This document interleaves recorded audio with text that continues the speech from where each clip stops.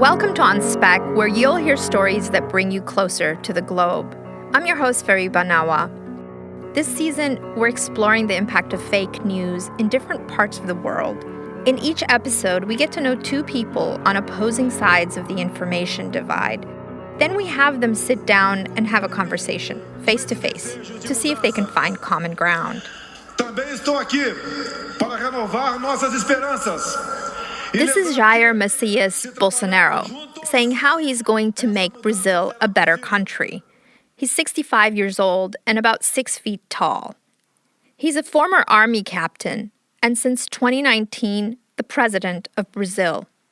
Throughout his political career, Bolsonaro has spread disinformation to fire up his base. One of his biggest targets is women. In one of his interviews, Bolsonaro said, "I have 5 children. There were 4 men, then the 5th I failed, and we had a girl." His daughter Laura was 6 years old at the time. But politics in Brazil haven't always been like this. In this episode, we're taking you inside one home in Brazil where disinformation about feminism tested the bond between a father and a daughter. Brazilian journalist Giovana Fleck explains how women's rights have been attacked by fake news in Brazil.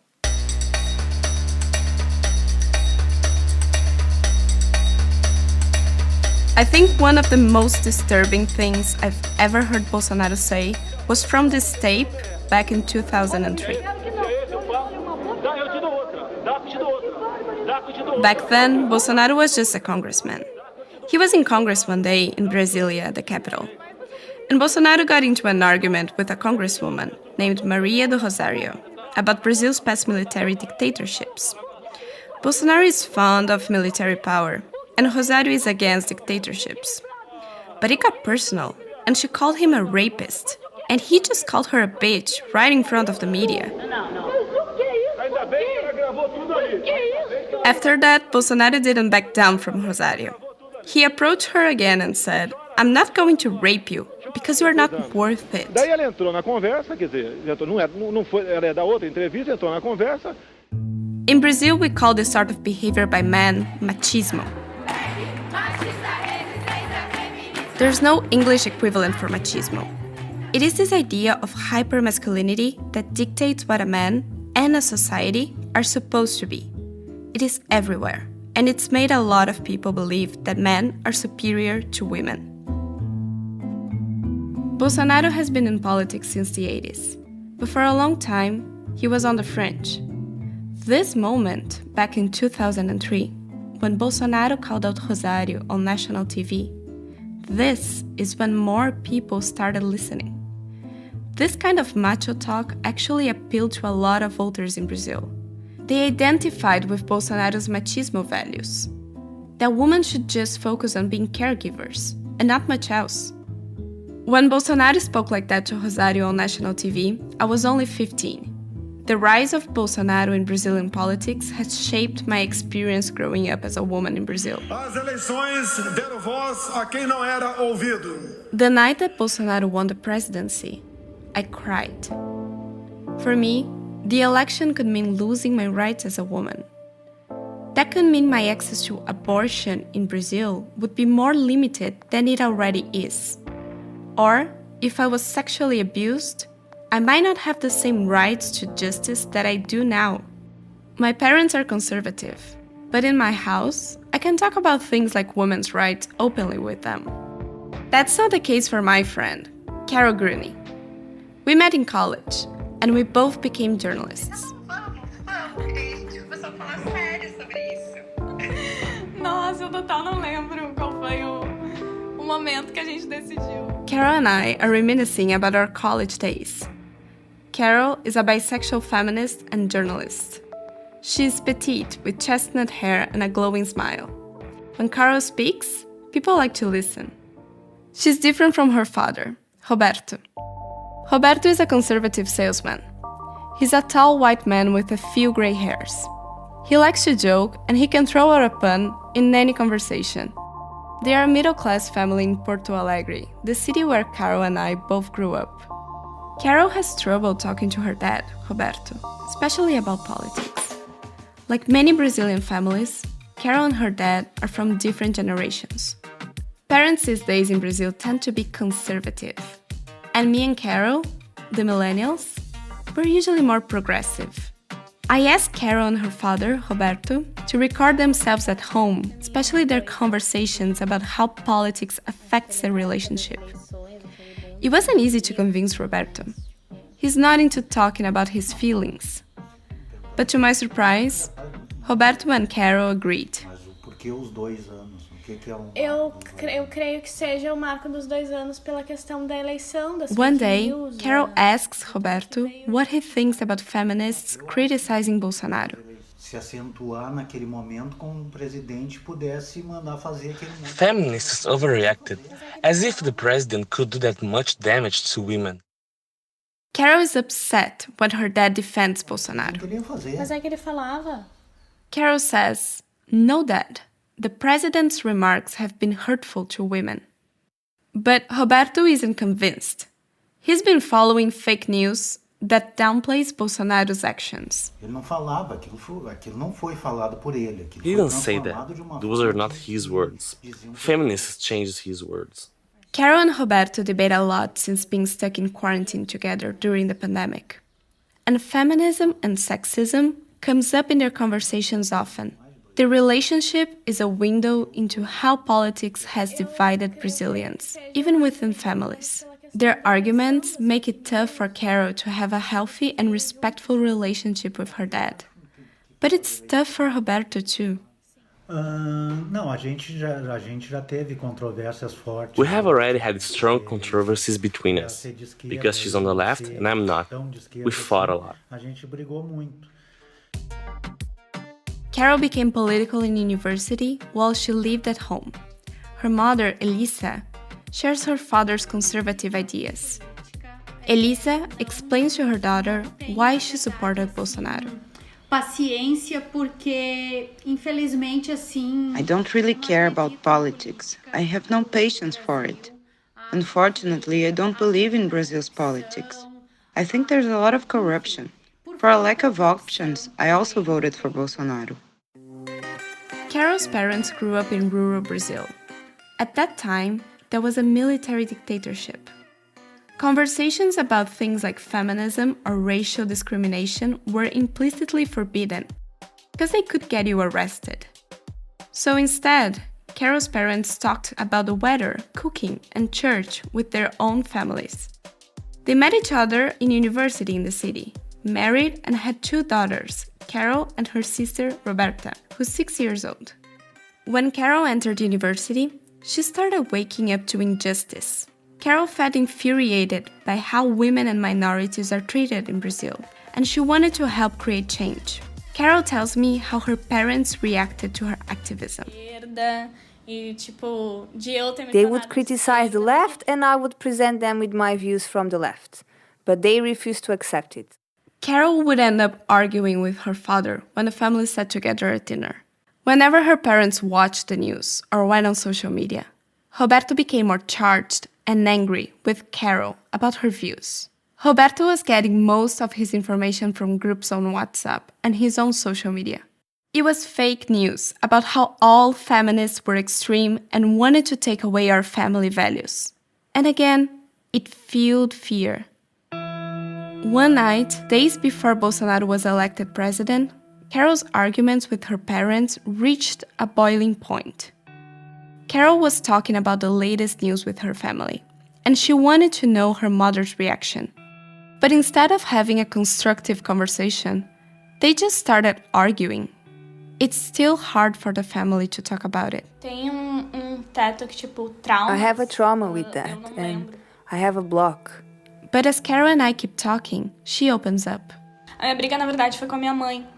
Yes, the fight actually started with my mom. I was very sad because...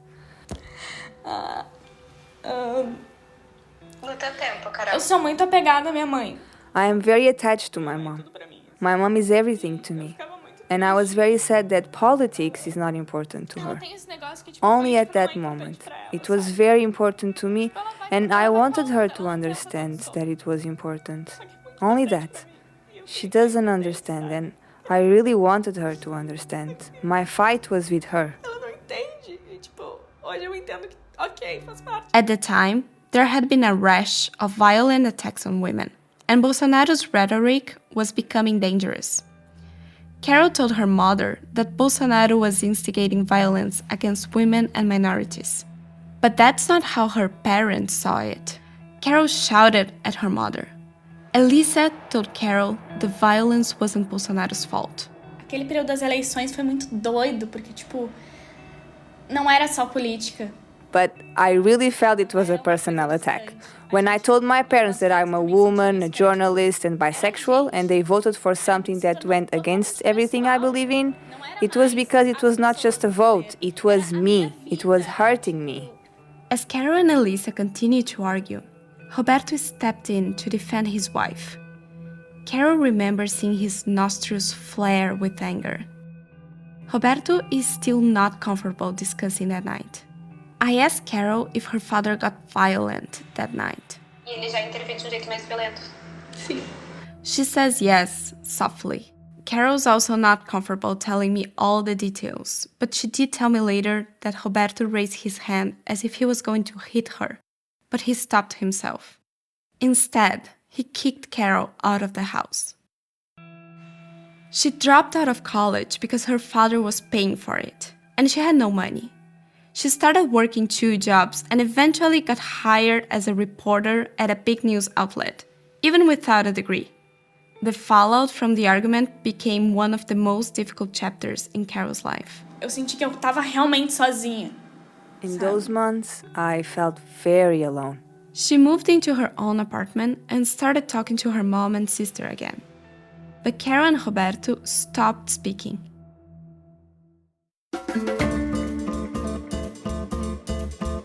In today's Brazil, we're not just a polarized country, we're a country of polarized households. When parents talk to their kids, it's like talking through a closed door. But our parents grew up in a different Brazil. When our parents were young, there was no freedom of expression under the military dictatorship. Then Brazil opened and it became a democracy. But in this new democracy, there was a lot of corruption. Stealing of public funds, bribery, greed at the highest levels. People like Carol and me, we saw the corruption scandals too. But we had hope because, scandal or not, we had a right to vote. And we wanted to fight to keep it that way. For the younger generation, things seem pretty good. New and improved laws to protect women against violence had just been passed. And Brazil had elected its first woman president, a progressive named Dilma Rousseff. But Rousseff, also a feminist, was impeached for getting caught up in a corruption scandal. Other male presidents before her got away with all kinds of scandals. After Rousseff's impeachment, my parents' generation connected feminism with political bribery, and the resentment against corruption simmered. Then, Congressman Bolsonaro is voting to impeach Rousseff during the impeachment hearing. Bolsonaro publicly said that he wished Rousseff would get cancer or a heart attack. In less than a decade, we went from a left-wing woman president to Bolsonaro, a far-right misogynist. That's because despite all the political changes, the machismo culture was always lingering. I saw it firsthand, even when I was a little girl. Now, I'm 23 years old. Growing up, my mom was a stay-at-home mom and my dad was a businessman. At home, my sister and I were treated with love as girls. But outside, as I got older, I quickly realized being a girl was going to be a challenge. It was normal for boys to touch girls at parties without their consent. Girls couldn't join the boys' soccer games because people believed they didn't have the endurance. In school, a girl who kissed many boys was easy, and a boy who kissed many girls desired. I remember the first time I realized girls are treated differently. I was 3 and playing with my neighbor, a boy named Lippy. At some point, he did something that upset me, and I punched him. My mom stopped me and said that I couldn't hit him because I was a young lady. To her, it wasn't wrong to hit him because it was wrong to hit a person. It was wrong because I am not a boy. I grew up and became a journalist, and the sexism got worse. As the only woman reporter at a press conference, a male politician refused to take my questions. Then there were the many times that a male source asked me out on a date. During an interview. And then, when Bolsonaro became president, things got worse for women. And a big part of the problem was fake news Bolsonaro helped spread. Ela queria furo. Ela queria dar furo. In front of his supporters, Bolsonaro accuses a respected woman journalist of seducing her sources to get information against the president. That's a lie, but his audience loves in encouragement. The journalist and her young son were harassed after Bolsonaro's comments were shared online. A team of bloggers and activists linked to Bolsonaro's sons even set up a committee inside of the capital, Brasilia, to spread fake news about Bolsonaro's political opponents. And it showed how far Brazil's right-wing politicians would go to spread fear against women opponents. And unfortunately, the lies were working to scare people like our parents. The content was shared mostly on social media, especially WhatsApp. Influencers picked up on the fake news like bees to honey and spread the lies on their own platforms. One of those influencers is Sarah Winter. Carol and I got to know Sarah in high school from mainstream media. She was a feminist back then, and not just any feminist. Sarah was part of Femen, a group of women that use their bodies to protest sexism. They show up unexpectedly at events and take off their tops. Free Amiga! Free Amiga! Sarah frequently participated in these demonstrations. But things changed with the rise of Bolsonaro. Within a few years, Sarah actually cut ties with Femen and became a supporter of our new president and his machismo. Sarah, once a former sex worker, says she felt sexually exploited with Femen.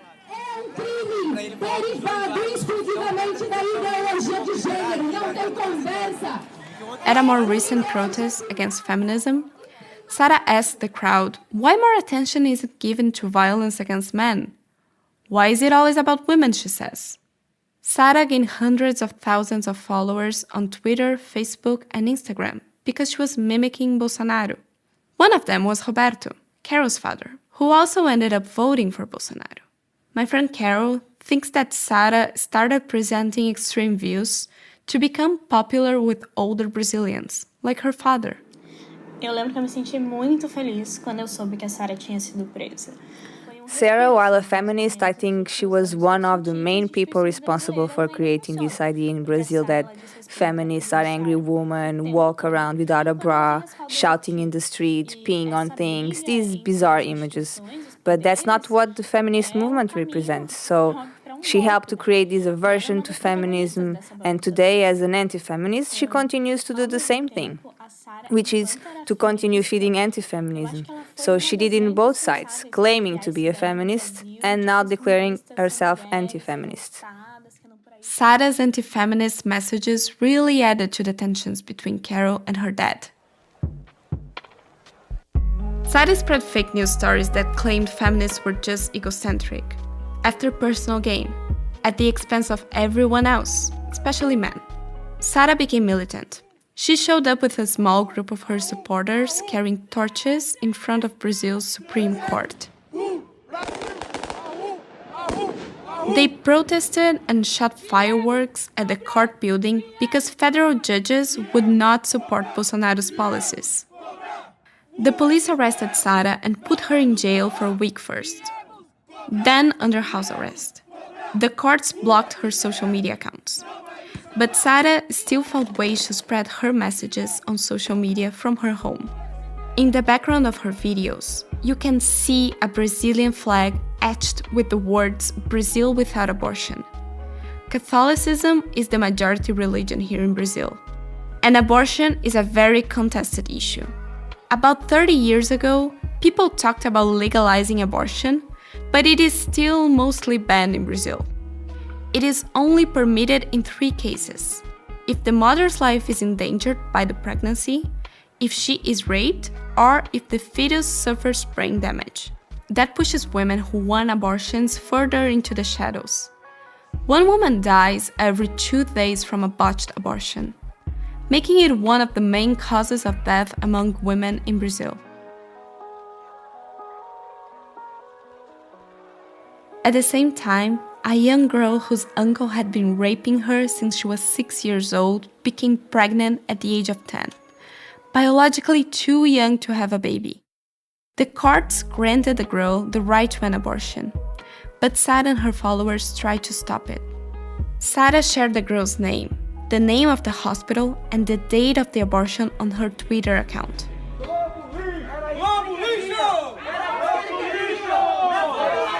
20 of Sara's supporters went to the front of the hospital and held hands in prayer to prevent the girl and her family from entering through the front door to get the abortion. They shouted "assassin" to the abortion doctor who was inside the hospital. They called for the doctor to be lynched. Then, the group of Sara supporters tried to forcibly enter the hospital. The girl's family hid her inside the trunk of their car and then snuck her into the hospital through another entrance. She had the abortion, but now she and her family are under a government victim protection program to prevent criminals like Sara from exposing them to violence. The government charged Sara for sharing a rape victim's private information. If convicted, Sara will have to pay $542,000.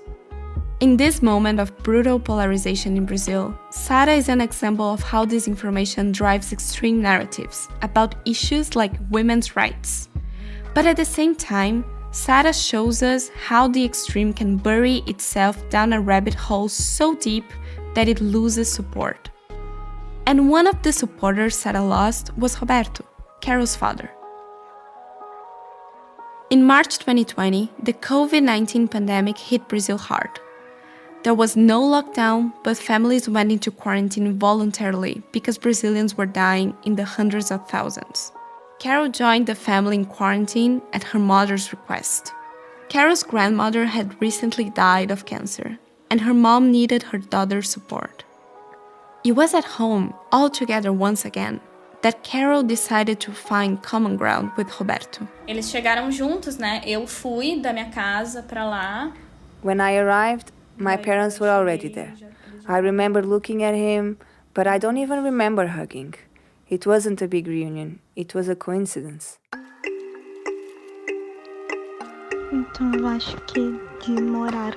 So I didn't miss living with my parents so much, but rather meeting with them as a family. I think having a family is having a place to return to, and at that moment in my life, I felt that I had nowhere to return.